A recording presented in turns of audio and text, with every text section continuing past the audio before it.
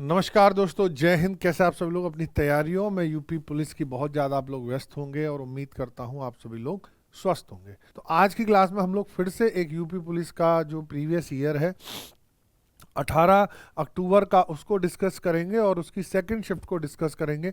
और उम्मीद करूंगा कि आप लोग सभी लोग उसी क्रम में इसको भी पेपर को देखेंगे जैसे आप अपनी लाइव क्लासेस में पढ़ते हैं।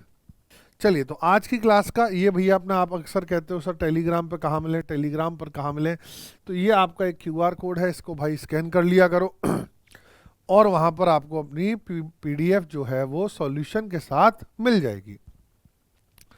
अब आइए आज के पहले क्वेश्चन पर। यूपी पुलिस कांस्टेबल, और ये आपका जो पेपर है वो 18 अक्टूबर का है। कौन सी डेट है एक बार मैं लिख दे रहा हूँ, 18 अक्टूबर का पेपर है ना, 18 अक्टूबर का। तो गौर से देखेंगे पहला क्वेश्चन क्या कहने का प्रयास कर रहा है, एक बार सभी लोग देखिए। निम्नलिखित में से कौन सा विकल्प भाज्य संख्या है? भाज्य संख्या यानी कंपोजिट नंबर है, ये आपको फाइंड आउट करना है। ठीक है, कंपोजिट नंबर आप सभी लोग जानते हैं, कंपोजिट नंबर वह संख्याएं होती हैं जिनके अपने आप में कितने फैक्टर होते हैं, 2 से ज्यादा फैक्टर होते हैं।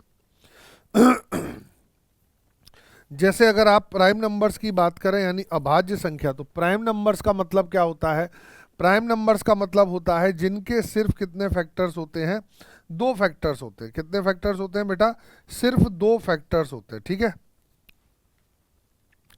चलिए, तो उम्मीद करता हूं कि आप लोग इस चीज को देखेंगे क्वेश्चन को। तो यहां पर ध्यान से देखिए, उम्मीद करता हूं अगर आप लोगों का कोई कमेंट आएगा तो वो भी पढ़ा जाएगा। और मैं फिर हमेशा रिकॉर्डेड हो चाहे लाइव क्लास हो, आपसे हमेशा एक ही चीज़ कहता हूँ, अगर आपको कोई भी चीज़ समझ में ना आए तो आप लोग क्या कर सकते हैं, उसे पूछ सकते हैं। ठीक है, क्लियर है? तो आइए, कंपोजिट नंबर यानी भाज्य संख्या। भाज्य संख्या, भाज्य संख्या यानी इसे इंग्लिश में कहते हैं बेटा कंपोजिट नंबर। कंपोजिट नंबर कौन सी संख्याएं होती हैं जिनके 2 से ज्यादा गुणनखंड होते हैं? क्या होते हैं? 2 से ज्यादा गुणनखंड होते हैं। अब कैसे पता पड़ेगा किसके 2 से ज्यादा गुणनखंड है ना? कैसे पता पड़ेगा कि किसके 2 से ज्यादा गुणनखंड है? तो सबसे पहले देखो 133। 133 तो आपको सीधे सीधे दिख रहा होगा, 17 इंटू 9 क्या होता है? 133 होता है। अब देखो 8 और 3 11 और 3 14, 5 और 3 8 और 3 11, 4 और 3 7 और 3 10, यानी 3 की डिविजिबिलिटी किसी में नहीं लग रही, 4 की डिविजिबिलिटी भी किसी में नहीं लग रही है। अब हम चेक करेंगे, अगर हमें देखा, जनरली हम प्राइम और कंपोजिट चेक करने के लिए देखते हैं कि इसमें डिविजिबिलिटी किसकी लग रही है ना, डिविजिबिलिटी किसकी लग रही है। लेकिन अब जब हमें कोई डिविजिबिलिटी नहीं लग रही तो आपको एक एडवाइस देता हूं मैं, आप हमेशा प्राइम नंबर्स की डिविजिबिलिटी चेक करो, क्योंकि जनरली उसने जो संख्या दी होंगी वो प्राइम से बना के दी होंगी। 7 से चेक कर लो, 7 छिंग 42 नहीं करता, 11 से नहीं करता, एक बार 13 से चेक करो। 13 तिया क्या होता है? 39 होता है। 13 तिया कितना होता है? 39 होता है। 4 और 3 बचेगा, यानी ये संख्या 13 से भी, जो 433 लिखी है वह संख्या 13 से भी नहीं कटेगी। ठीक है, 13 से भी नहीं कटेगी। तो इसका मतलब इसको हम थोड़ा सा बाद में देखेंगे, लेकिन हमें ये दिख रहा है 13 तिया 39, 13 चौके 52 और 13 चौके 52, यानी 13 इंटू 41 ये लिखा है। गौर से देखो, 13 से इसको काटा, 13 छिंग 78, 13 छिंग 78, 7 और 3, 13 से ये नहीं कटेगी। 17 से काटें एक बार, 17 से काटेंगे, 17 पंजे 85 है, तो 2 कम है उससे, 2 और 3, 2 और 3 का मतलब 23, 23। 17 से एक बार इसको चेक करेंगे, 17 चौके 68 होता है 153, और 17 निम्न 17 निम्न 153 हो जाएगा, 17 से कट जाएगा। देखें एक बार, 17 चौके 68 है, 68 और 5 73, 153, 17 निम्न 153, यानी 49 बार कटेगी। आप देखो 3 के आपने फैक्टर बना दिए, तो फिर आपको इसके बनाने की जरूरत नहीं है, यानी सही जवाब आपका क्या होगा? 433 will be your right answer. Check करो बेटा, क्या कोई दिक्कत तो नहीं है? तो मैंने कहा जब भी कभी ऐसा क्वेश्चन आ जाए तो सबसे पहले आपको देखना है कि जिसको आप आसानी से बना सकते हो। जैसे मेरे लिए सबसे आसान था 133, उसके बाद 433 को मैंने सबसे पहले किससे चेक करना है? 3 से चेक करना है, क्योंकि 3 की डिविजिबिलिटी क्या कहती है, अंकों का योगफल, तो वो किसी में नहीं था। 4 की डिविजिबिलिटी क्या कहती है, लास्ट के 2 अंक, वो भी नहीं है। 5 का है नहीं है यहाँ पर, 6 का होगा नहीं, तो फिर मैं प्राइम नंबर से चेक करूंगा, 7 से, 11 से और 13 से, और उसके बाद 17 से। तो मैंने देखा ये 7 से, 11 से, 13 से नहीं कट रहा, तो इसको छोड़ दो, हमें नहीं मालूम ये कटेगा कि नहीं, हम इसके बारे में कंफर्म नहीं है कि ये प्राइम नंबर है। लेकिन हम आगे बढ़ते हैं, हमने देखा ये 13 से कट रहा है और ये 17 से कट रहा है, तो यार सीधी सी बात है, जब 4 में से 3 संख्या क्या हो गई, कंपोजिट हो गई है, तो जो कंपोजिट नहीं है, भाज्य संख्या नहीं है, यानी प्राइम नंबर है। तो कौन सा प्राइम नंबर है, 433। 433 क्या है हमारा, कंपोजिट नहीं है, यानी क्या है हमारा, प्राइम नंबर है। यानी इसके बारे में जो बात हुई है, उम्मीद करता हूं वो आपको समझ में आ गई। प्यारे बच्चों, आप लोग कमेंट के माध्यम से जरूर बताना जिस प्रकार आप लाइफ से पढ़ते हो, ठीक है, उसी क्रम में आपको आंसर देने हैं, और अगर ना आए तो आप लोगों ने क्या करना है, आप सदैव जानते हो, आपको पूछ लेना है, ठीक है। तो उम्मीद करता हूँ ये चीज़ क्लियर है। चलिए, बहुत बढ़िया। तो अब आगे बढ़ते हैं, आगे बढ़ने का क्रम देखते हैं कि आगे किस प्रकार चीज़ों को चलेंगे, ठीक है, आगे किस प्रकार चीज़ों को लेकर चलना है, एक बार वो देखेंगे, ठीक है बच्चों। चलिए,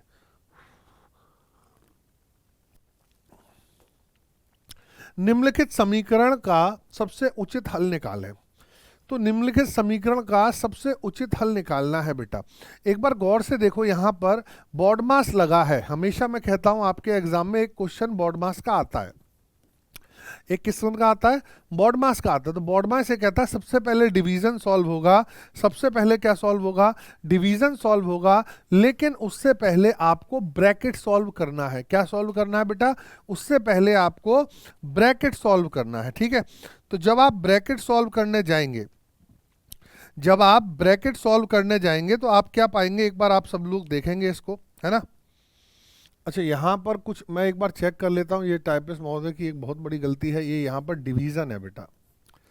मैं एक बार और चेक कर लेता हूँ, एक बार इसको रुक जाइएगा, क्योंकि मुझे अक्सर मैं समझ जाता हूँ कि जहाँ पर इन्होंने प्लस लगाया है शायद वहाँ पर डिवीज़न होगा।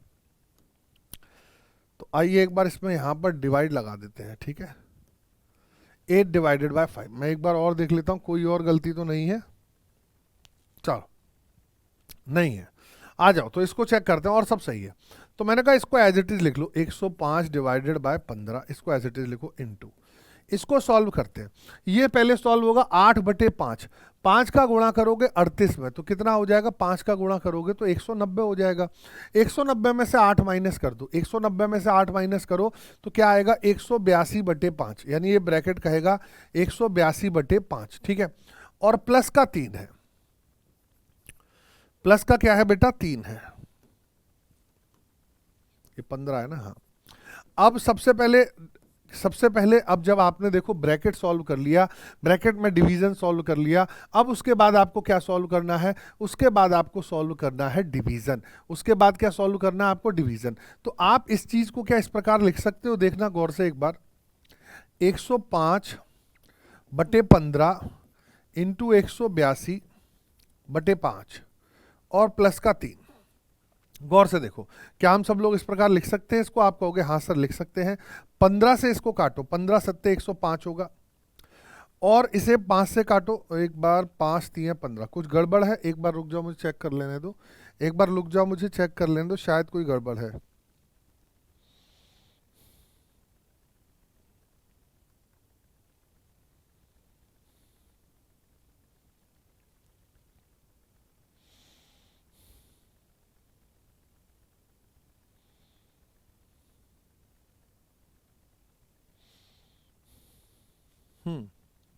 सही है बेटा, हम लोग सही है। 5 से काटोगे इसको तो 5 3 कितना कटेगा, 15 सत्ते 105 हो गया, 5 से काटो, 5 3 15। अच्छा हाँ, एक सेकेंड, 5 3 15, 3 और 5, 5 सत्ते 35, 37, 37 इंटू 7, कुछ गड़बड़ है बेटा क्वेश्चन में, 37 इंटू 7 प्लस 3, ऑप्शन तो दिख नहीं रहे हैं, एक बार रुक जाओ मुझे चेक करने दो, कुछ गड़बड़ लग रही है मुझे क्वेश्चन में।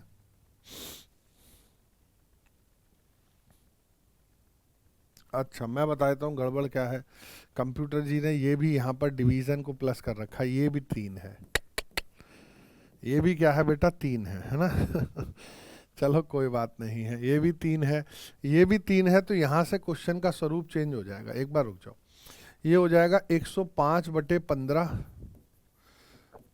और ये हो जाएगा हमारा 182/15।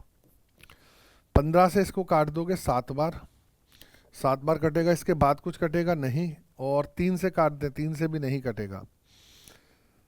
7 × 182/15, तो ये हो जाएगा हमारा 7 दूनी 14, 7 अट्ठे 56 और 1 57, हासिल लगी 5, 7 एकम 7 और 5 12। 15 से 15 अट्ठे 120, हासिल लगी कितनी, 15 अट्ठे 120, हासिल 7 और 4 और 15 पंजे 75 ना, 75 हो जाएगा, तो 15 चौके 60। ये आंसर आएगा बेटा, ये आंसर आएगा 84 सही 14/15। अगर आप बोर्ड मास को सॉल्व करेंगे तो ये आंसर आएगा। ऑप्शन में नहीं है तो आप एक ऑप्शन और बना लीजिए, 84 सही 14/15।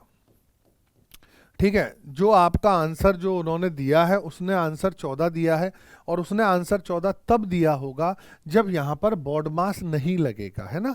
बोर्ड मास नहीं लगेगा यानी अगर वो डिवीजन को पहले सॉल्व नहीं करेंगे तो 14 आंसर आएगा। उन्होंने अपने स्पष्टीकरण में इस चीज़ को लिखा है, तो इसका सही आंसर 84 सही 14/15 होगा। एक बार सभी लोग चेक कर लीजिए।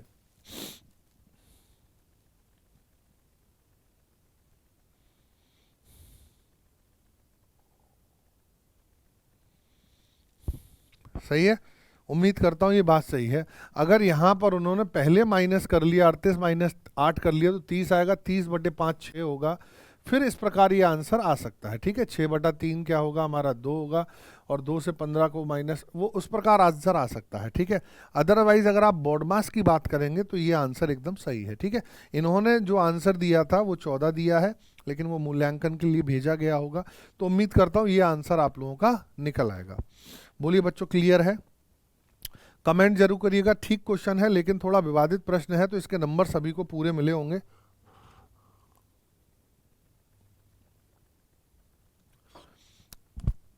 जो नोटिफिकेशन में आंसर आया, जो इसका कीज में आंसर है, वो ये है कि 38 में से 8 माइनस पहले कर लो।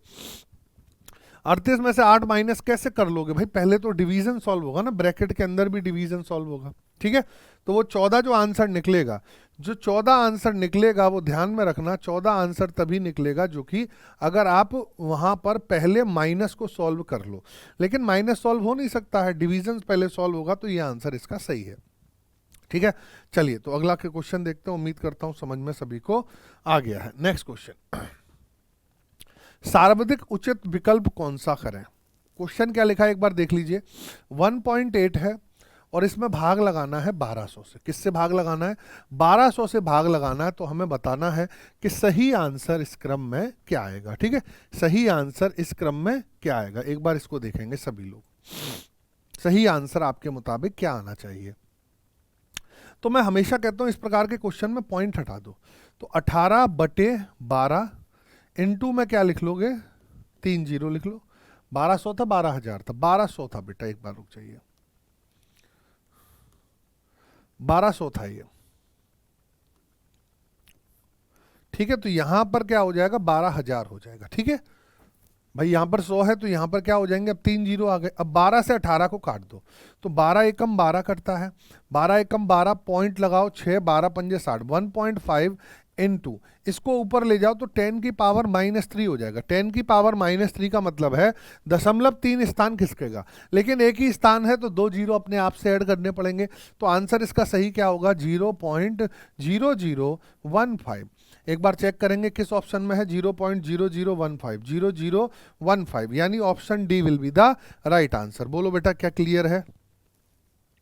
उम्मीद करता हूं आसान क्वेश्चन था, बस आपको ये ध्यान रखना है कि पहले इसको सॉल्व कर लो 18/12 को, और ये जो 3 जीरो है बाद में दशमलव का इस्तेमाल कर लेंगे। ठीक है, चलो एक बार उम्मीद करता हूँ ये क्लियर होगा, और क्लियर ना भी हो, देखो प्यारे, हमेशा एक बात ध्यान रखो, ये सारे सेशन भाई आपको भी मालूम है, अब जो चीज़ें टेक्निकल हैं वो अपने हाथ की नहीं है, लेकिन फिर भी आपके लिए रिकॉर्डिंग के थ्रू क्योंकि आप हैं नहीं क्लास में, है ना, और ये मैं मान के चल रहा हूँ कि आप क्लास में कमेंट कर रहे होंगे। ठीक है, उमाकांत का कमेंट आ रहा होगा। उमाकांत ने शुरुआत में ही पूछ लिया होगा कि सर रिकॉर्डिंग है या लाइव है। बेटा रिकॉर्डिंग हो या लाइव हो तो हमेशा ध्यान रखो, अब नहीं है कोई चीज़ हाथ में तो आपके लिए क्लास तो बना ही रहे ना। चलो अगला क्वेश्चन देखें। निम्नलिखित समीकरण का हल निकालने हेतु सार्वधिक उचित विकल्प का चयन करें। सार्वधिक उचित विकल्प, तो 11/8 लिखा है, 11/8 लिखा है और भागफल में 33/56 है। आज इन्होंने टाइपिस्ट जी ने सही लिखा है या भाग का चिन्ह है, मैं चेक कर लूँ, ऐसा तो नहीं इस बार यहाँ पर प्लस का साइन था, है ना, ऐसा ना हो इस बार यहाँ पर प्लस का साइन हो। नहीं भाई, सही है सही है सही है, ठीक है। तो हम हमेशा जानते हैं कि जो भागफल होता है वास्तविकता में, जो भागफल है वो बराबर किसके होता है, 1/गुणा के, है ना, 1/गुणा के होता है। मान लो अगर n से भाग लगाना है, n से भाग लगाना है तो आप 1/n से क्या कर दो, गुणा कर दो। क्या कर दो बेटा, 1/n से गुणा कर दो, क्योंकि भागफल का मतलब क्या होता है, उस क्रम को उल्टा कर देना। जैसे अगर मैं कहूँ 11/8 है तो ये इनटू में क्या हो जाएगा, 56/33 हो जाएगा यहाँ पर, ठीक है। अब इसे काट दो, 8 से कितनी बार काटोगे, 7 बार, 11 से कितनी बार काटोगे, 3 बार, 7/3 निकल के आया, 3 दूनी 6, यानी 2 सही 1/3। क्या आंसर आएगा, 2 सही 1/3, यानी सही जवाब इस क्वेश्चन का option D will be the right answer. 2 सही 1/3 will be the right answer. जल्दी से बताओ बेटा क्या ये क्लियर है, जल्दी से बताओ बेटा क्या ये क्लियर है। उम्मीद करता हूँ ये चीज़ क्लियर हो गई होगी, सभी लोगों ने इसका आंसर दे दिया होगा और कोई दिक्कत परेशानी आप लोगों को नहीं हुई होगी, ठीक है। चलिए तो अगले क्वेश्चन की ओर रुख करेंगे। अगला क्वेश्चन देखेंगे किस क्रम में अगला क्वेश्चन बढ़ेगा, एक बार उसको भी सभी लोगों ने क्या करना है, बड़े प्यार मोहब्बत से अंडरस्टैंड करना है, ठीक है। चलिए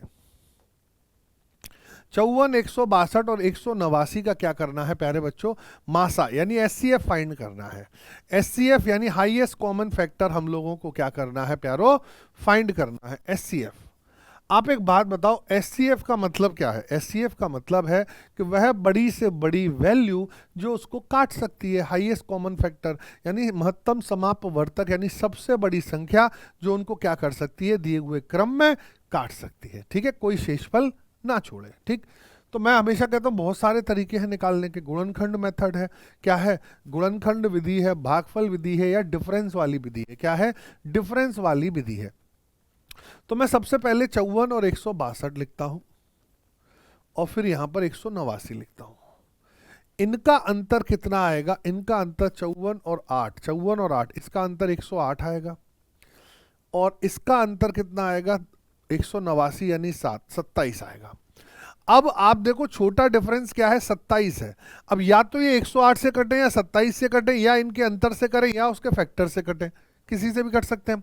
मैंने कहा मैंने 27 से देखा क्योंकि 27 दूनी 54 होता है और 27 चिन्ह 142 होता है, सही है बच्चों, 27 चिन्ह 142 होता है और 7 27 से ये भी कटता है, यानी तीनों संख्याएं 27 से कट रही हैं, यानी इनका एचसीएफ क्या आएगा, 27 आएगा। अगर आपको इस प्रकार कोई दिक्कत होती है तो भाई ऐसे लिख लिया करो, ऐसे लिख लिया करो। 54 को क्या लिख सकते हो, 3 तिया 9, 9 तिया 27, 27 दूनी 54। 162 को क्या लिख सकते हो, 18 इंटू 9, 3 तिया 9 तिया 27 तिया 81 दूनी 162। और 189 को क्या लिख सकते हो, 3 तिया 9 तिया 27, 27 इंटू 7। अब आप गौर से देखो, जो हमारी दूसरी विधि होती है, सेकंड मेथड जो होता है, वो ये कहता है कि जो चीज़ कॉमन है उसको हाईलाइट कर लो। तो आपने देखा ये 3 3 3 कॉमन है, तो आप इस प्रकार भी निकाल सकते हो आंसर, 3 गुणा 3 गुणा 3, यानी आंसर इस बार भी क्या होगा, 27 होगा, ठीक है। आप एक और चीज़ कर सकते हो, 54 का 162 से भाग लगा सकते हो, जो आएगा उससे भी आपका क्या निकलेगा, एचसीएफ ही निकलेगा। तो बताओ बच्चों क्या ये क्लियर है, हाँ या ना का कमेंट करिएगा, क्या ये चीज़ क्लियर है।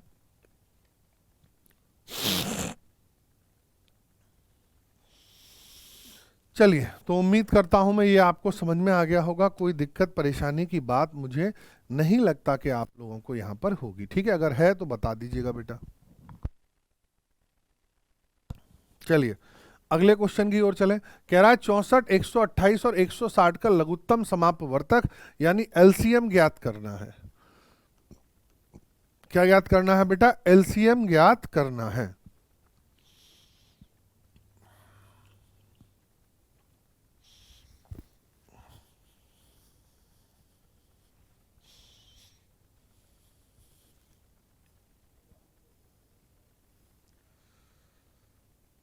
चलिए आए देखें एक बार एक चीज तो समझते हैं। 64, 128 एलसीएम का मतलब मैं हमेशा कहता हूं 64 है, 128 है और 160 है। देखो 64 दुनिया 128 है, यानी इसको हटाओ, 128 तो है। अब 128 का मतलब क्या होता है भाई? 16 इंटू 8 है ना, ये होता है हमारा 16 इंटू 8 कह लो, है ना, 16 इंटू 8 कह लो, या फिर 32 इंटू 4 कह लो। यानी मैं इसको कह सकता हूं इसका मतलब है 32 इंटू 4 और इसका मतलब है 32 इंटू 5। तो एलसीएम में 32 तो कॉमन आएगा और 4 इंटू 5 और आएगा, है ना, 4 पंजे 20, यानी 32 इंटू 20 यानी 640 इनका एलसीएम आना चाहिए। 640 इनका एलसीएम क्या होना चाहिए बच्चों? आना चाहिए। आप इसको ऐसे भी कर सकते हो, कौन सा? बचपन वाला मेथड, ये जो था कि 64 लिखो, 128 लिखो और 160 लिखो, ऐसे भी कर सकते हो। लेकिन मैं कहता हूं यार इस प्रकार मत किया करो। जैसे तुम्हें मालूम है 64 से 128 सीधे सीधे कट रहा है, तो 64 और 128 का एलसीएम क्या होगा? 128 होगा। फिर 128 को मैंने लिखा 32 इंटू 4, है ना, 32 इंटू 4, इसको लिखा 32 इंटू 5, तो 32 कॉमन ले लिया, 4 और 5 दोनों आएंगे एलसीएम में, सारी चीजें आती हैं। तो 32 इंटू 4 इंटू 5 यानी 20, यानी 64 इंटू 10। आंसर क्या हो गया? 640 will be the right answer. तो प्यारो एक बार कमेंट जरूर करना, क्या ये चीज क्लियर है? हाँ या ना जरूर बोलिएगा। क्या ये चीज क्लियर है? और उम्मीद करूंगा मैं कि आपको ये चीज क्या होगी, बहुत अच्छे से क्लियर होगी। आगे बढ़ें, उम्मीद करता हूं आप लोग सीख गए हैं और इसी सहयोग में, इसी क्रम में आप लोग आगे बढ़ते रहेंगे और अपना प्यार जो भी है वो देते रहेंगे। ठीक है, चलो तो आगे बढ़ने का कार्य करते हैं। अगला क्वेश्चन देखते हैं। अगला क्वेश्चन क्या है?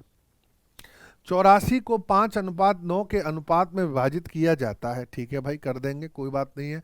84 को 5:9 के विभाजित, तो दोनों भागों में से कौन सा भाग बड़ा होगा? तो मुझे बताओ कौन सा भाग बड़ा होगा? वो भाग वही बड़ा होगा जिसका अनुपात बड़ा होगा। तो अनुपात किसका बड़ा है? 9 का बड़ा है, यानी इसके बारे में बात यहाँ पर किसकी हो रही है? 9 के बारे में यहाँ पर बात हो रही है। तो 5:9, 14 की वैल्यू 84, 14 छिन्न 84 यानी 1 की वैल्यू 6, तो 9 की वैल्यू क्या आ गई? 54। यानी सही आंसर क्या है? Option A.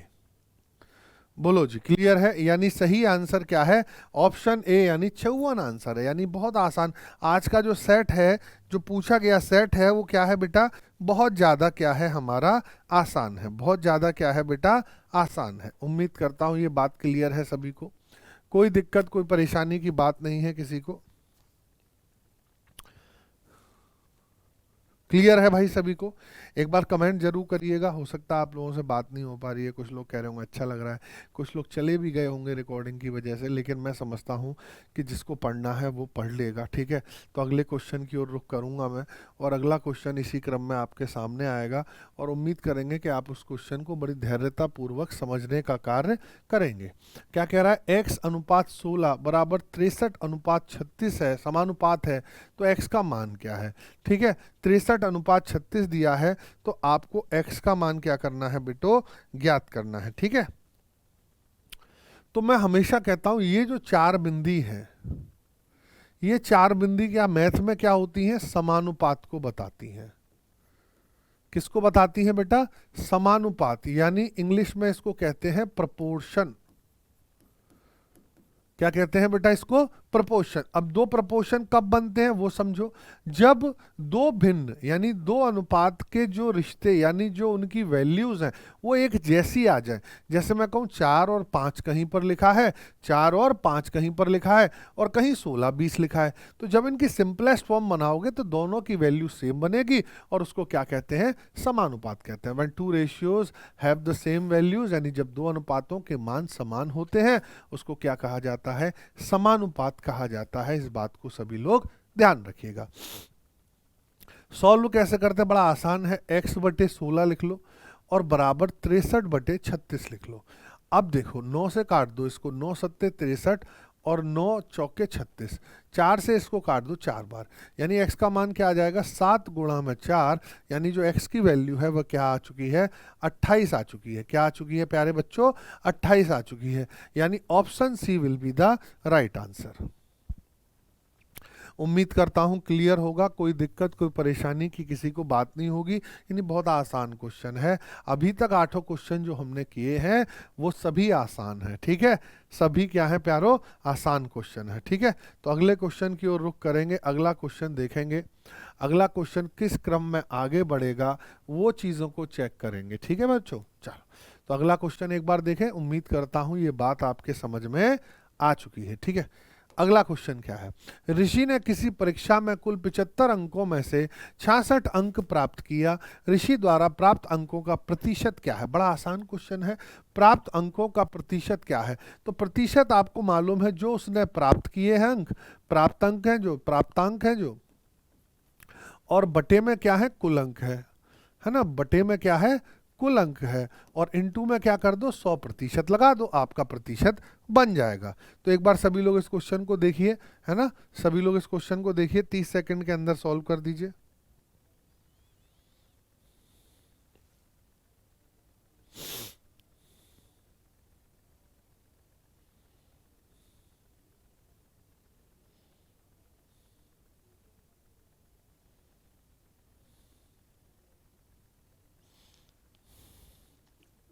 चलिए, तो मैंने कहा आप लोग एक बात बताइए भाई, प्रतिशत ही तो निकालना था, कितने नंबर आए हैं 66 आए हैं, कहाँ से 75 से, और इनटू में क्या कर दीजिए 100 कर दीजिए भाई, 25 से 3 बार, 25 से 4 बार और 3 से 22 बार, 22 चौके क्या होता है 88, यानी सही जवाब क्या होगा 88% होगा, यानी option B will be the right answer.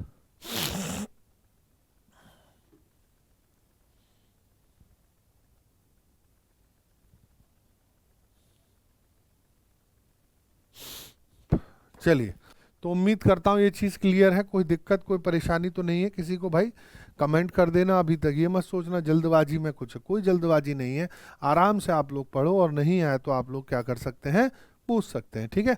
तो 9th क्वेश्चन आपकी ग्रुप में है, बहुत आसान है, लेकिन आगे जाके इसमें भी थोड़े से टफ क्वेश्चन है, कैलकुलेटिंग क्वेश्चन है, तो इतना आसान भी मत समझिएगा, इतना आसान भी मत समझिएगा, थोड़ा सा टफ भी है ये क्वेश्चन, है ना। तो चलिए आगे बढ़ते हैं। इरीन ने मास्क की बिक्री में 308 रुपए में की, ठीक है, जिसमें 12% की हानि हुई, कितने रुपए में बिक्री करने पर उसे 10% का लाभ होगा। तो मास्क की बिक्री कोविड प्रोटोकॉल को ध्यान में रखते हुए क्वेश्चन बनाया होगा, है ना, लेकिन 2018 में पूछ लिया कोविड के समय से पहले, चलो तो हो सकता है ये उन्हें अंदाजा होगा यूपी पुलिस को कि ऐसा क्वेश्चन बन सकता है। तो कह रहा 308 रुपए में बेचा था, 12% की हानि है, और मैं किस प्राइस पर बेचूं कि मुझे 10% का लाभ हो जाए। इसमें दो तरीके के क्वेश्चन आपने देखा है जनरली बनते हैं, एक तो कभी कभार पूछ रहा है जैसे ये कि किस कीमत पर बेचूं, या पूछ लेता कितनी कीमत बढ़ाऊं। तो बढ़ाऊं का मतलब क्या है कि दोनों का अंतर निकाल देते हैं, हमने ऐसे क्वेश्चन भी प्रीवियस ईयर्स में क्या किए हैं बारे किए हैं, ठीक है।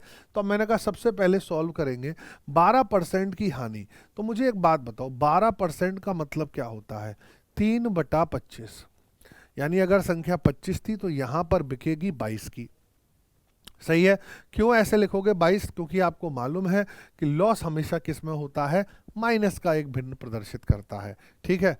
और इसे चाहिए 10% का लाभ, तो 10% का मतलब 1/10, अब एक संख्या 10 है तो दूसरी संख्या बनेगी 11।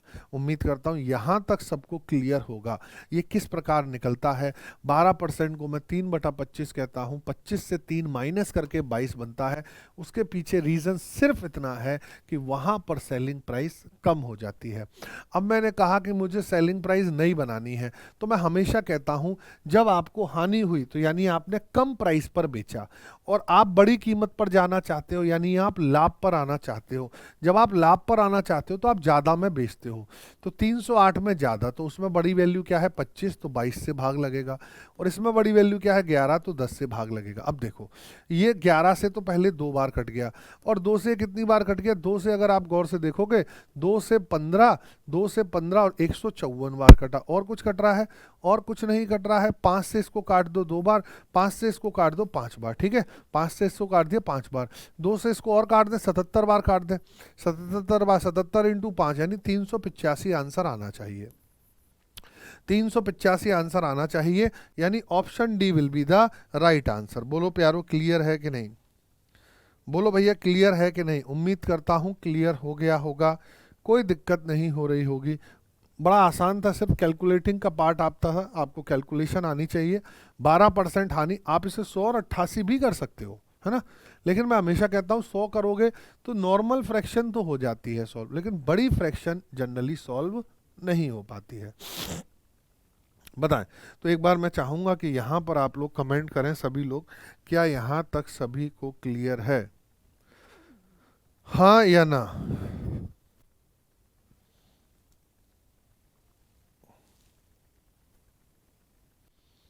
चलिए, तो उम्मीद है यहाँ तक क्लियर होगा सभी को। आगे बढ़ चलते हैं, नेक्स्ट क्वेश्चन की ओर रुख करते हैं, अगला क्वेश्चन देखने का प्रयास करते हैं। कलम के एक सेट के अंकित मूल्य पर 15% की छूट प्राप्त करने के बाद पर भी खरीदार को 1751 रुपए की कीमत चुकानी पड़ी। कलम के सेट का अंकित मूल्य क्या है?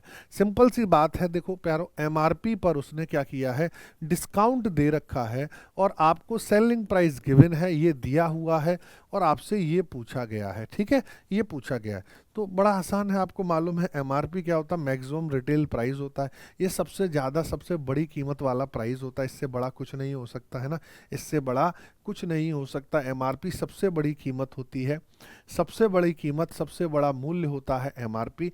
अब लेकिन डिस्काउंट की जो परसेंट है वो वही काम करती है जो लॉस का काम करती है। तो डिस्काउंट कितना है? 15% का। 15% को हम लोग क्या लिख सकते हैं प्यारो? 15/100 यानी 3/20, यानी अगर एक संख्या 20 है तो दूसरी संख्या 17 बनेगी। क्यों? क्योंकि डिस्काउंट की फ्रैक्शन भी कैसी होती है प्यारो? नेगेटिव फ्रैक्शन होती है। डिस्काउंट की फ्रैक्शन भी क्या होती है प्यारो? नेगेटिव फ्रैक्शन होती है, ठीक है। तो चले 3/20 आपको समझ में आ गया, यहां तक उम्मीद करता हूं क्लियर है। तो 20/17। अब मुझे बताओ, जो एमआरपी है यानी जो अंकित मूल्य है बच्चों, वो अंकित मूल्य तो क्या होगा? बड़ा होगा, यानी एमआरपी तो बड़ी होगी किससे? 1751 से। तो बड़े के लिए 20 यहां लिखो, 17 यहां लिख दो। 17 से काटो, 17 एकम 17, 0 17 तिया 51, 103, 0 2 तिया 6 और 2, 2060 आंसर आएगा, 2060, यानी option C will be the right answer. बताओ बेटा, क्लियर है? क्या आपका भी आंसर 2060 आ रहा है? उम्मीद करेंगे आपका आंसर भी क्या आएगा प्यारो? 2060 ही आंसर आएगा। देख लीजिए आराम से, धैर्यपूर्वक। कोई चीज़ समझ में नहीं आए तो पूछ लीजिएगा कमेंट में, जिससे अगली क्लास जब मैं लूँ तो आपको बता दूं, है ना।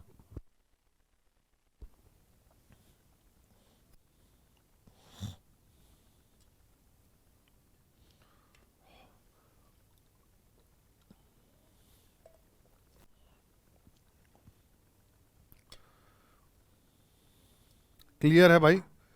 उम्मीद करता हूं सभी का क्लियर हो गया होगा, कोई दिक्कत कोई परेशानी किसी को भी महसूस नहीं हुई होगी। 8% प्रति वर्ष के साधारण ब्याज पर 5 वर्ष हेतु 1800 रुपए का निवेश करने पर रुपए ब्याज प्राप्त होगा। साधारण ब्याज है 8% 5 साल में, तो बड़ा आसान है भैया, बड़ा आसान है। कुल दर निकाल लो भैया। 8% 5 साल में जो दर देगी वो देगी 40%। क्या देगी?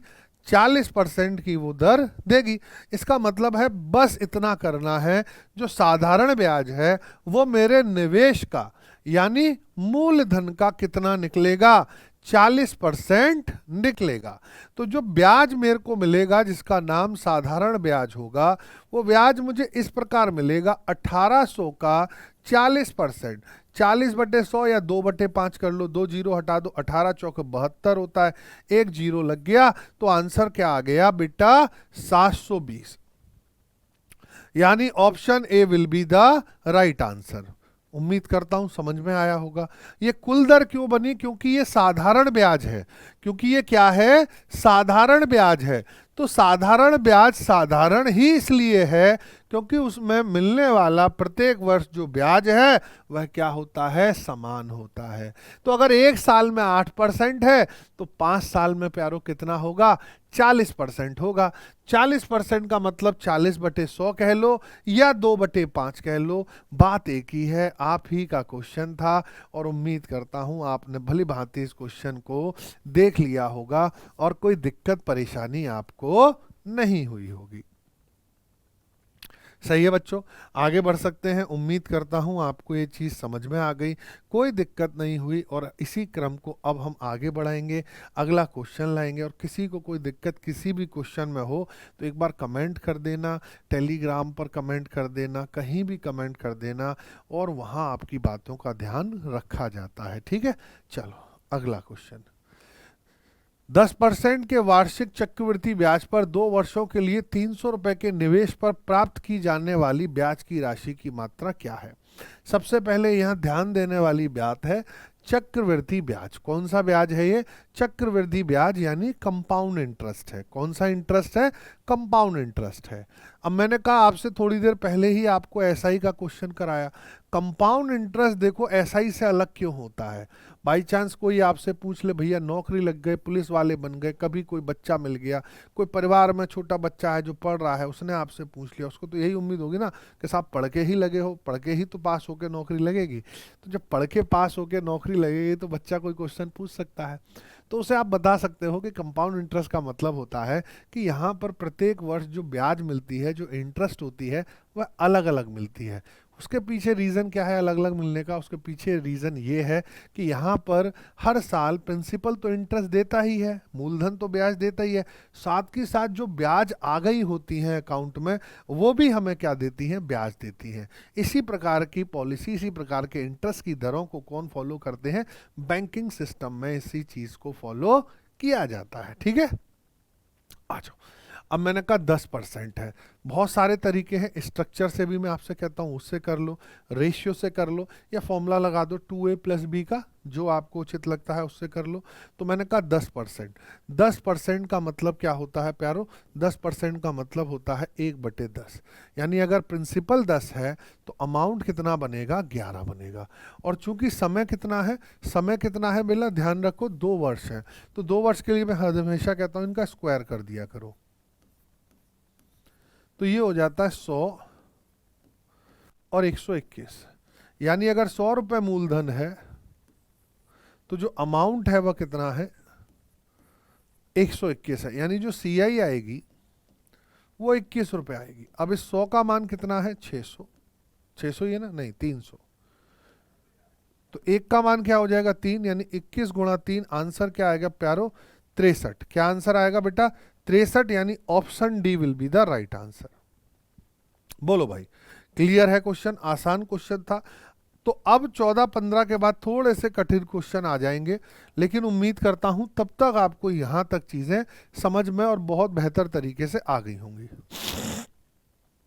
भाई सीआई का कॉन्सेप्ट था, एक और तरीका आप चाहो तो इस्तेमाल कर सकते हो, कोई परेशान नहीं होगा। एक और तरीका क्या है कि साहब पहले 300 लिख लो, 300 का 10% निकाल दो 30, फिर 300 का 10% निकाल दो 30, और 30 का 10% निकाल दो 3। अब इन तीनों को जोड़ दो तो सीआई क्या बनेगी, यहाँ पर 63 रुपये यहाँ भी बनेगी। आप इस प्रकार भी क्वेश्चन को क्या कर सकते हो प्यारो, सॉल्व कर सकते हो। ठीक है, तो आपके पास 2 तरीके हैं। और एक और होता है 2a+b, यानी 2 बार किसका 10% निकाल दो 300 का, फिर एक बार 300 से जो ब्याज आई है उसका 10% निकाल दो। ठीक है, तो ये भी तरीका आप लोग क्या कर सकते हैं, एडॉप्ट कर सकते हैं। ठीक, चलो नोट कर लिया, बहुत बढ़िया। अगला क्वेश्चन देखो क्या कह रहा है। अगला क्वेश्चन देखो सभी लोग प्यार से और गौर से समझो। अगला क्वेश्चन क्या कह रहा है, सुहास और नितिन ने 8:3 के अनुपात में कारोबार में निश्चित मात्रा की राशि का निवेश किया। यानी जो भी इनके निवेश हैं उनमें आपको अनुपात मालूम है 8:3 है। ठीक है भाई, फिर क्या कह रहा है, परंतु कुछ महीने के बाद सुहास ने अपना पैसा वापस ले लिया। यानी सुहास शुरू करता है कार्य को और वह डर गया, या जो भी परिस्थितियां थी किन्हीं कारणों उसने अपने पैसे को क्या किया है, बाहर निकाल लिया है। और 12 महीने के समापन पर सुहास और नितिन द्वारा आपस में बांटे गए लाभ का अनुपात 5:4 है। यानी अगर सुहास को 5 रुपए के अनुसार वैल्यू मिलेगी तो नितिन को 4 के अनुसार मिलेगी। तो पूछ रहा है होने पर केवल नितिन ने कितने महीनों तक निवेश किया होगा। नितिन ने कितने महीने तक निवेश किया होगा ये हमको बताना है बच्चों, है ना। उसका हमें यानी इन्वेस्टेड टाइम निकालना है। ठीक है, आ जाओ अब एक बार आराम से देखना। देखो सबसे पहले यहां निवेश की बात करेंगे। अब निवेश किस किस का है वो समझो। निवेश किस किस का है, एक तो बेटा सुहास है, नाम बहुत अच्छे लाता है यूपी पुलिस कांस्टेबल वाला। नितिन तो खैर पुराना नाम आ गया, नहीं तो बहुत अच्छे अच्छे नाम आते हैं ना, त्रिषा, त्रिया, सुहास और नितिन।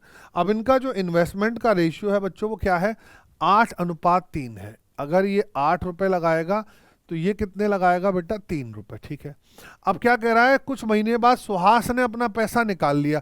भाई सुहास ने अपना पैसा निकाल लिया लेकिन नितिन ने तो नहीं निकाला, नितिन तो 12 महीने तक रहेगा। अब इनका जो लाभ है, लाभ में हमेशा कहता हूं कैपिटल इनटू टाइम यानी निवेश गुणा समय, लेकिन रेशियो क्या दिया है, 5:4। गौर से देखेंगे 5:4, लेकिन इस 4 की वैल्यू आप गौर से देखिए कितनी बन रही है, 36। 4 की वैल्यू कैसे, 3 गुणा 12 36 बन रही है, यानी 1 की वैल्यू 9 है, तो 5 की वैल्यू यहां पर 45 बनेगी।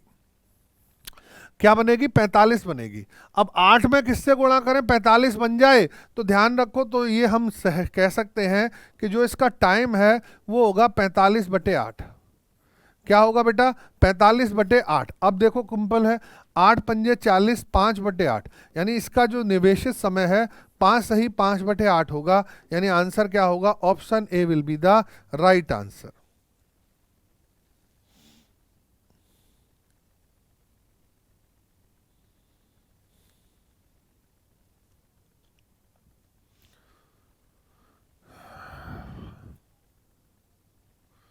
परंतु कुछ महीने बाद सुहास ने अपना पैसा वापस ले लिया। क्या पूछा गया है, नितिन ने कितने महीनों तक निवेश किया है। नितिन ने 12 महीनों के समापन सुहास और नितिन आपस में, नितिन तो पूरे महीने के लिए रहा भाई।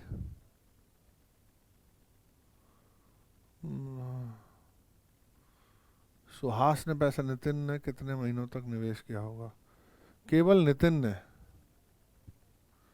ये तो कुछ गड़बड़ लग रहा है, 5 सही 5/8 आना चाहिए। नितिन क्यों, नितिन तो 12 महीने तक रहेगा।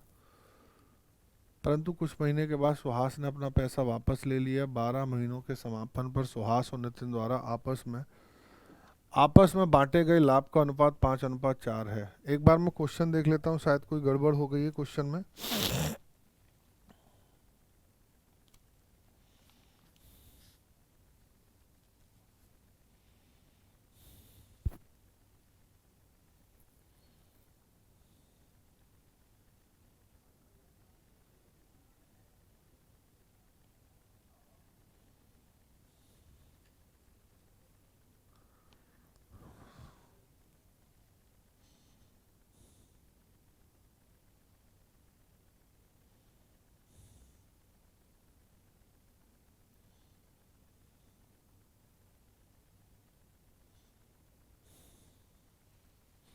चलिए देखते हैं यार, ये थोड़ा सा मुझे गड़बड़ लग रही है इसमें। नितिन ने अकेले कब तक निवेश किया, भाई नितिन ने तो 12 महीने के लिए निवेश किया था, है ना।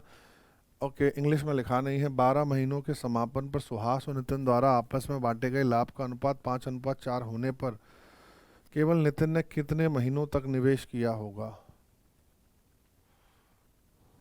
अच्छा, okay okay okay okay okay okay okay, ठीक है।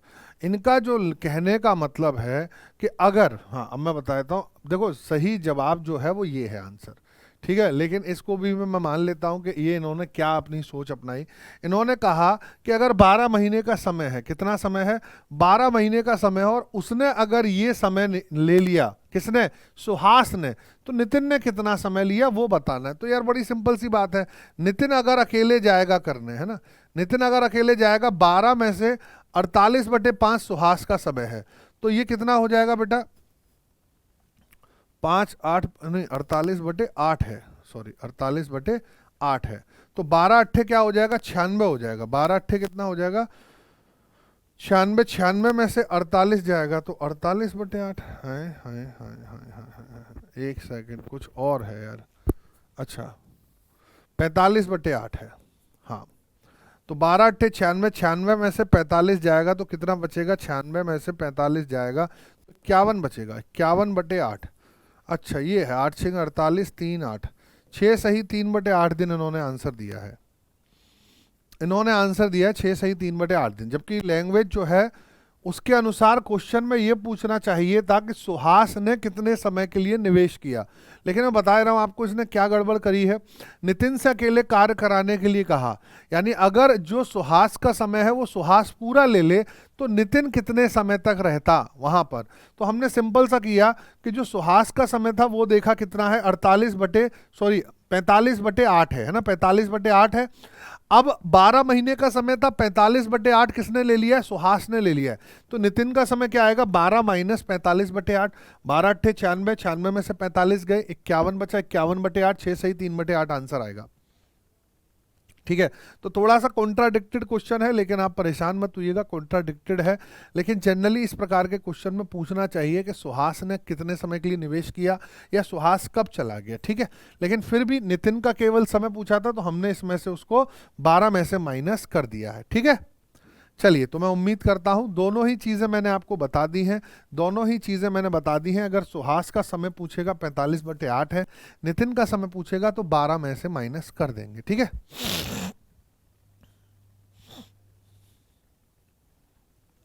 चलिए, तो उम्मीद करता हूं ये क्वेश्चन आपके समझ में आ गया। 5 विद्यार्थियों द्वारा प्राप्तों का औसत प्राप्त अंकों का होगा यहां तक, है ना। हाँ, अंकों का औसत 55 है। 5 विद्यार्थियों में से शीर्ष 3 विद्यार्थियों का औसत 65 है, तो अन्य 2 विद्यार्थियों का औसत अंक क्या है। मैं समझता हूँ ये बड़ा आसान क्वेश्चन है, बहुत सिंपल क्वेश्चन है, आप सभी लोग इसको कर सकते हैं। भाई मैंने कहा 5 विद्यार्थियों का औसत 55 है, यानी सभी का 5 × 55 है, उनमें से 3 का 65 है, तो 2 का तो मैं नहीं मालूम, 2 का ए मान लेते हैं और ये बराबर इसी के होगा। 65 × 3 कितना होगा, 195। तो ये जो 2a है ये क्या आएगा, 55, 5 ये 275 माइनस 195, 5 में से 5 गया दीजो, और ये 80 हो जाएगा, 5 इधर वो 80। 2 लोगों का एवरेज 80 है, यानी एक का एवरेज क्या आएगा, 40 आएगा। देखते हैं ऑप्शन में है कि नहीं 40, ऑप्शन सी में बैठा है। बोलो जी क्लियर है कि नहीं, बोलो जी क्लियर है कि नहीं, जल्दी से बताओ। आसान क्वेश्चन है भाई, 5 विद्यार्थियों का। आप ऐसे भी कर सकते थे, अगर आपको ओरल जाना है, अगर आपको ओरल जाना है तो आप ऐसे कर लो भाई, 55 है और इनके पास 10 ज़्यादा है, यानी इनके पास 3 लोगों के पास 30 ज़्यादा है। 3 लोगों के पास कितना है, 30 ज़्यादा है, तो अगले जो आने वाले लोग हैं वो 55 × 2 110 नहीं लाएंगे, 30 कम लाएंगे। तो 110 माइनस 30 80/2 भी आप कर सकते हो, 40 आंसर भी इस प्रकार दे सकते हो। तो आप लोग इस प्रकार को भी क्वेश्चन को सॉल्व कर सकते हैं। ठीक है बच्चों,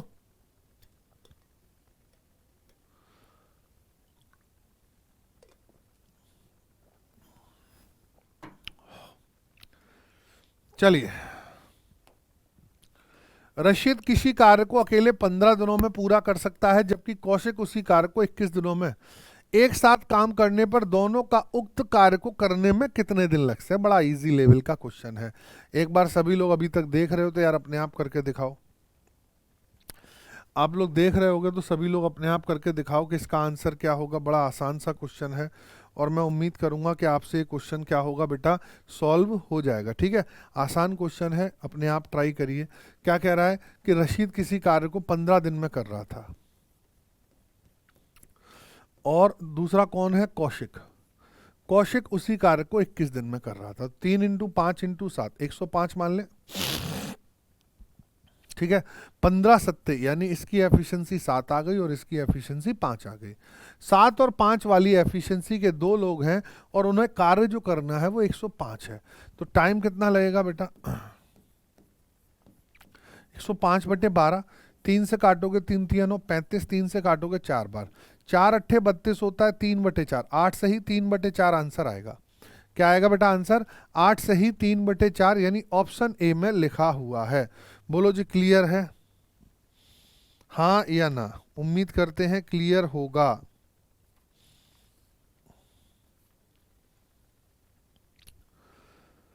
क्लियर है बच्चों? आसान क्वेश्चन था, तो मैं नहीं समझता हूँ कि बहुत बड़ा कोई ऐसा क्वेश्चन आपके सामने है जिसमें आपको दिक्कत हुई। आपने बड़ा नॉर्मल देखा। 15 और 21 का आपने एलसीएम बैठाया, 105 कार्य, 105 को 15 से भाग 7, यहाँ पर 5, 7 और 5 मिलकर 12 करेंगे।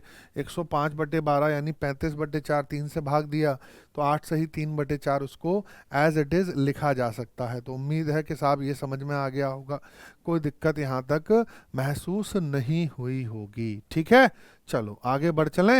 आ जाओ, ये वही क्वेश्चन जो हमने देखा था, एक और क्वेश्चन आया था उस दिन तट वाला।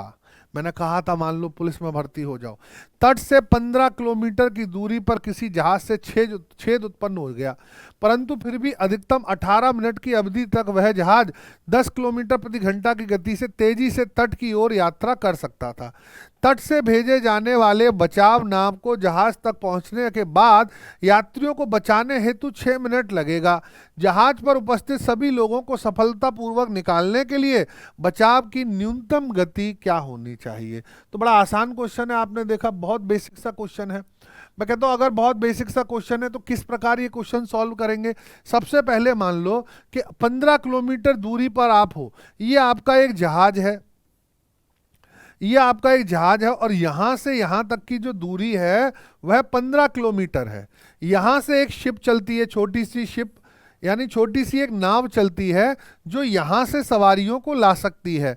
अब एक बात बताओ मुझे, मैंने कहा जो जहाज है वो अधिकतम 18 मिनट की अवधि तक रहेगा, यानी आप आओ, लोगों को बैठाओ और मैं चलता रहूंगा तो मुझे तट तक 18 मिनट लगेंगे।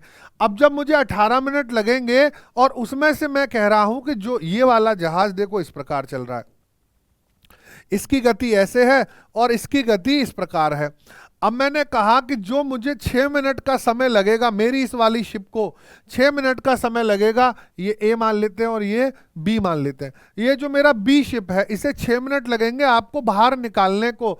तो 18 में से 6 मिनट चले गए, इस 18 में से 6 मिनट चले गए, यानी अब जो सफर का समय है वह सिर्फ कितना रह गया है? 12 मिनट। यानी अब हमें दोनों जहाजों को रिलेटिव स्पीड ऐसी बनानी है कि 12 मिनट में यह 15 किलोमीटर की दूरी तय हो जाए। तो यानी जो हमें दूरी तय करनी है, जो हमें दूरी तय करनी है वह दूरी है 15 किलोमीटर, और समय हमारा बचा है, हमारे पास समय हमारा बचा है 12 मिनट। 12 मिनट को क्या मैं 1/5 घंटा कह सकता हूं? 12 मिनट को मैं 1/5 घंटा कह सकता हूं? आप कहोगे हाँ सर कह लो, कोई दिक्कत नहीं है। तो जो मुझे गति चाहिए, यानी सापेक्ष गति जो मुझे बनानी पड़ेगी, सापेक्ष गति जो मुझे बनानी पड़ेगी वो होगी 15 इंटू 1/15 किलोमीटर था कैसे भाई? हाँ, 1/5, 5 ऊपर यानी 75। अब मुझे मालूम है सापेक्ष में इसकी गति कितनी है भाई? इसकी गति मुझे दे रखी है, इस जहाज की गति 10 किलोमीटर प्रति घंटा है। इसकी गति मुझे मालूम नहीं है, एस मान लेता हूं, यानी 10 प्लस एस की जो वैल्यू निकलेगी वो 75 निकलेगी। तो एस का मान क्या निकलेगा प्यारो? 65 किलोमीटर प्रति घंटा। यानी आंसर क्या आएगा? 65 किलोमीटर प्रति घंटा, यानी D option will be the right answer. बोलो भाई, क्लियर है ये क्वेश्चन?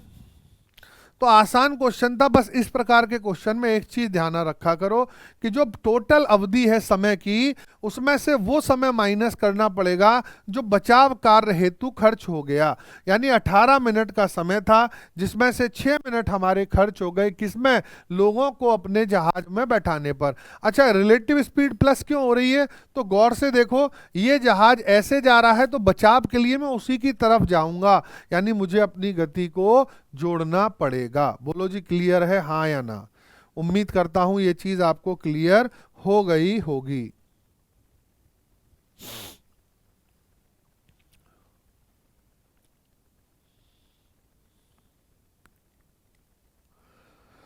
क्लियर है बच्चों? तो उम्मीद करते हैं ये आपको बात समझ में आ गई, यहां तक कोई दिक्कत कोई परेशानी आपको नहीं हुई है। अगला, एक समबाहु त्रिकोण के एक भुजा की लंबाई 21 सेंटीमीटर है। उपरोक्त त्रिभुज के या त्रिकोण के परिवृत्त का क्षेत्रफल क्या होगा? तो देखो, सबसे पहले यहां पर समबाहु त्रिभुज दिया है। समबाहु त्रिभुज यानी जिसकी सभी भुजाएं आपस में बराबर होती हैं। सभी भुजाएं आपस में क्या होती हैं? बराबर होती हैं। परिवृत्त का मतलब है उसके वर्टेक्स को छूता हुआ एक सर्कल जा रहा है। उसके वर्टेक्स को छूता हुआ एक सर्कल जा रहा है और इस सर्कल का हमें एरिया बताना है। इसका एक सेंटर होगा, ये इसकी हाइट होगी, है ना, और ये इसकी रेडियस होगी। ठीक है, उम्मीद करता हूं यहां तक क्लियर है। तो समबाहु त्रिभुज में सबसे पहले ये समझो 21 भुजा दी है। अगर 21 भुजा दी है तो त्रिभुज की ऊंचाई क्या होती है? थोड़ा समझना। त्रिभुज की ऊंचाई मैं यहां लिख दे रहा हूं। त्रिभुज की जो ऊंचाई होती है वह होती है √3/2a, है ना, ये होती है। और जो परित्रिज्या होती है, क्या होती है? परित्रिज्या यानी सरकम रेडियस, परित्रिज्या होती है हमारी a/√3, यानी इसका 2/3वां भाग होती है। ठीक है, तो परित्रिज्या हम कैसे निकालेंगे वो आपके समझ में आ गया होगा। तो इसके लिए हमें इसकी रेडियस की जरूरत पड़ेगी। तो रेडियस 21, अगर साइड ए है, अगर साइड ए है तो हमें मालूम है इसकी परित्रिज्या क्या होगी? 21/√3। अब एरिया निकालना है बेटा। एरिया होता है πr²। पाई का मान 22/7 है। r 21 × 21 upon √3 × √3। √3 × √3 3 होगा, 7 या 21 से 21 कट जाएगा, 22 से कम 22, 22 दूनी 44 और 2 46, 462 आएगा। क्या आंसर आएगा? 462 सेंटीमीटर स्क्वायर। ठीक है, क्या आंसर आएगा? 462 सेंटीमीटर स्क्वायर। तो उम्मीद करता हूँ ये बात समझ में आ गई है। कोई दिक्कत कोई परेशानी तो नहीं है भाई? एक बार बता दीजिए। कोई दिक्कत और कोई परेशानी तो नहीं है भाई? एक बार बता दीजिए। उम्मीद करता हूँ आपको आंसर समझ में आ गया होगा। ठीक है, तो आपने देख लीजिए, इसको धैर्य से समझ लीजिए और कोई दिक्कत लगे तो पहले उसको पूछ लीजिए।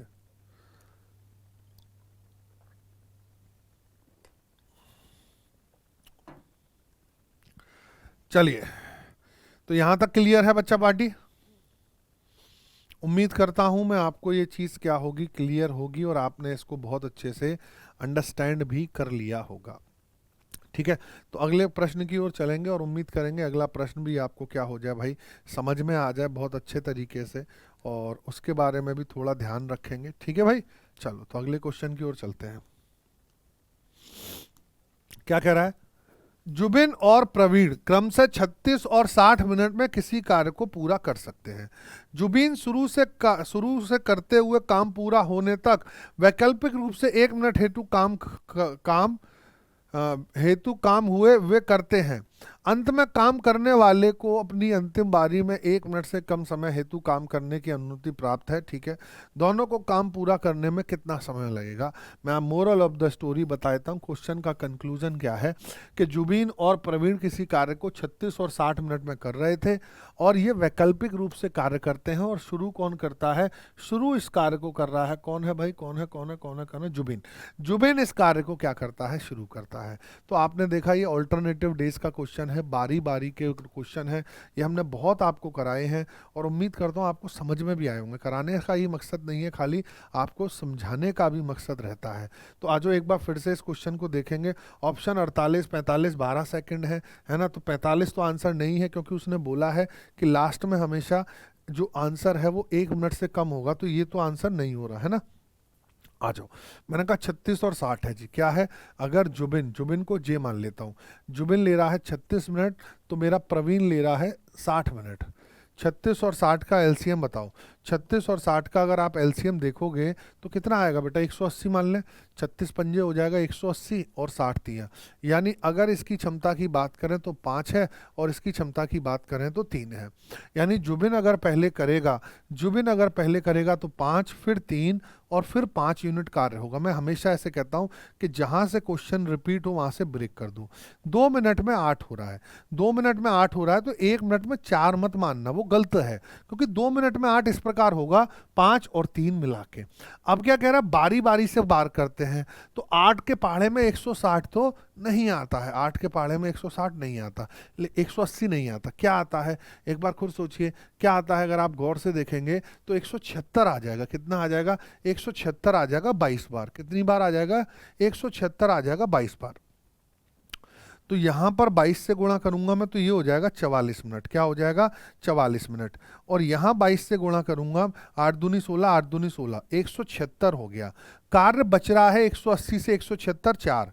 और जो करने आएगा उसकी क्षमता कितनी है बेटा, उसकी क्षमता 5 है, यानी वो 4/5 मिनट लेगा। सही बात है, उसने यही कहा था। देखो ये 180 हो गया यहाँ पर।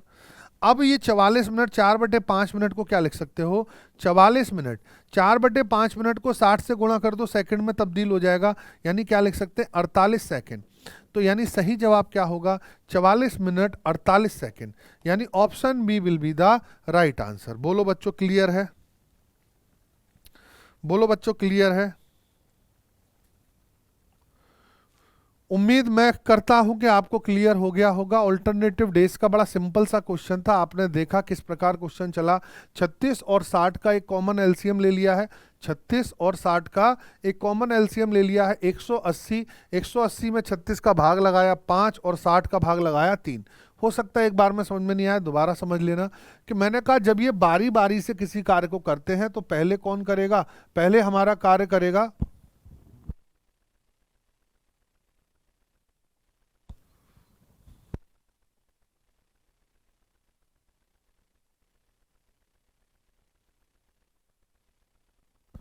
हाँ भाई। तो मैंने आपसे क्या कहा कि अगर आप इस प्रकार चलेंगे तो आप देखेंगे कि 8 यूनिट कार्य हो रहा है 2 मिनट में।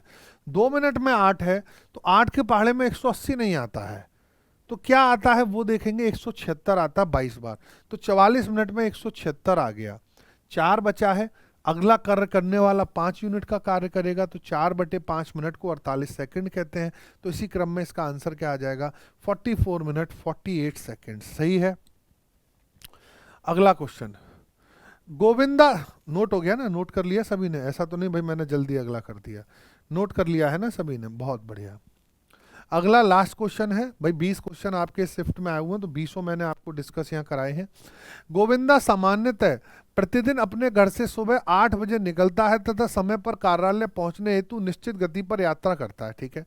एक दिन वह सामान्य योजना गति के 4/5 गति से यात्रा करता है और 22.5 मिनट की देरी से पहुंचता है। सामान्यतः गोविंदा को कार्यालय पहुंचने में कितना समय लगता है, यानी ओरिजिनली उसका टाइम क्या है ये आपको बताना है। मैं समझता हूँ बड़ा इंपॉर्टेंट और बड़ा आसान क्वेश्चन है। आपने अक्सर करके ऐसे बहुत सारे क्वेश्चन क्या किए हैं और कोई दिक्कत परेशानी आपको नहीं होगी, ठीक है, कोई दिक्कत परेशानी आपको नहीं होगी, ठीक है। चलिए, तो आपने नोट कर लिया होगा क्वेश्चन। 4/5 गति का मतलब क्या है, यानी अगर उसकी वास्तविक गति को 5 मान लूं, तो जो उसकी नई गति है वो क्या हो जाएगी, 4। तो इसका जो समय है वो 4 होगा, तो यहां पर 5 होगा, अगर दूरी 20 मान लेता हूं मैं तो अगर ये वास्तविकता में 4 यूनिट का समय लेता था, आज ये 5 यूनिट का लेने लग गया, तो कितना डिफरेंस आया, 1 का। और 1 की वैल्यू हमें क्वेश्चन में कितनी दे रखी है, 22.5 मिनट। कहा भैया 22.5 मिनट को 45/2 कह सकते हो ना, 22.5 को 45/2 कह सकते हो, यानी 1 का मान है भैया 45/2। 4 का मान पूछा है, वास्तविक समय पूछे हैं भैया, तो 4 का मान, यानी जो वास्तविक जो समय होगा वो क्या होगा बेटा, 4 × 45/2। तो 2 से इसको काट दिया, 2 बार 45 दूनी 90 मिनट आएगा।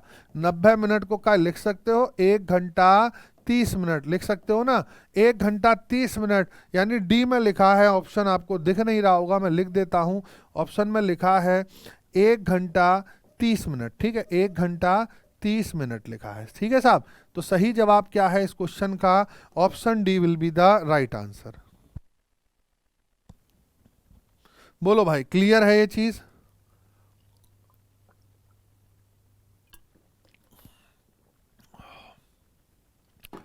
उम्मीद करता हूँ ये क्लियर हो गया होगा, आपने बहुत अच्छे से इसको नोट कर लिया होगा, कोई दिक्कत कोई परेशानी की बात नहीं हुई होगी भाई।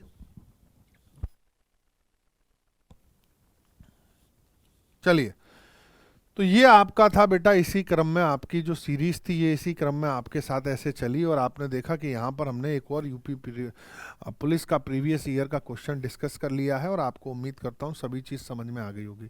फिर भी कहता हूँ कि अगर कोई भी बात ऐसी लगे जो समझ में नहीं आ रही है, जो आपको मजबूर कर रही है समझाने पर, तो आप क्या कर सकते हैं, उसको पूछ सकते हैं बड़ी ईमानदारी से, बड़े धैर्यपूर्वक आप उसको अपनी बात को कहिए, रखिए और पूछ लीजिए, ठीक है।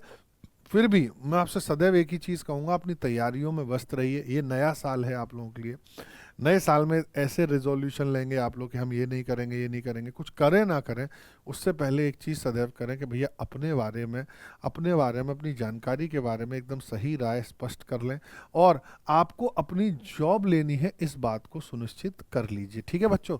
तो चलिए, और अपना पढ़ाई को इस प्रकार चालू रखिए कि आपकी क्या लग जाए बेटा, जॉब लग जाए ना, क्योंकि ज़िंदगी में बहुत सारी चीज़ें आपको करने को मिलेंगी, वो तभी पॉसिबल है जब आपकी क्या लग सकती है प्यारो, जॉब लग सकती है, ठीक है। तो अपनी जॉब पर थोड़ा सा ध्यान दो, और उम्मीद करता हूँ कि आप लोगों को जो मैं पढ़ा रहा हूँ वो समझ में आ रहा होगा। कोई दिक्कत परेशानी अगर लगे बेटा तो पूछ लेना कमेंट के माध्यम से। तब तक के लिए मैं चलता हूँ, ध्यान रखिएगा अपना, खुश रहिए।